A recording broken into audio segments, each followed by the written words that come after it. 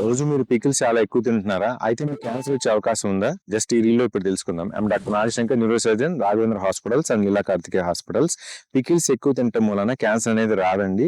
So, ఇప్పుడు social మీడియాలో ఎక్కువ ట్రెండింగ్ అవుతున్న విషయం క్యాన్సర్ వస్తుందేమో అని చెప్పి క్యాన్సర్ ఎట్టి పరిస్థితుల్లో రాదు. కాకపోతే ఆ పికిల్స్ మనం హెల్తీగా మన ఇంట్లోనే తయారు చేసుకొని తింటే పికిల్స్ మూలంగా ఎటువంటి హాని ఉండదు. ఇంకొక విషయం ఏంటంటే పికిల్స్‌లో మనము ఉప్పు ఒకటి వాడుతుంటాము, ఆయిల్ ఒకటి వాడుతుంటాం. ఈ రెండిటి మూలంగా ఏంటంటే ఈ ఉప్పు ఎక్కువ తీసుకోవటం వలన బ్లడ్ ప్రెషర్ అనేది పెరుగుతుంది. గుండెకి మంచిది కాదు, మరి కిడ్నీలకి మంచిది కాదు, శరీరంలో ఏ అవయవాలు కూడా మంచిది కాదు. సో, ఈ ఉప్పు ఎక్కువ తిన్నా, ఆయిల్స్ కూడా ఎక్కువ తిన్నా కూడా స్ట్రోక్స్ వచ్చే అవకాశం ఉంటుంది.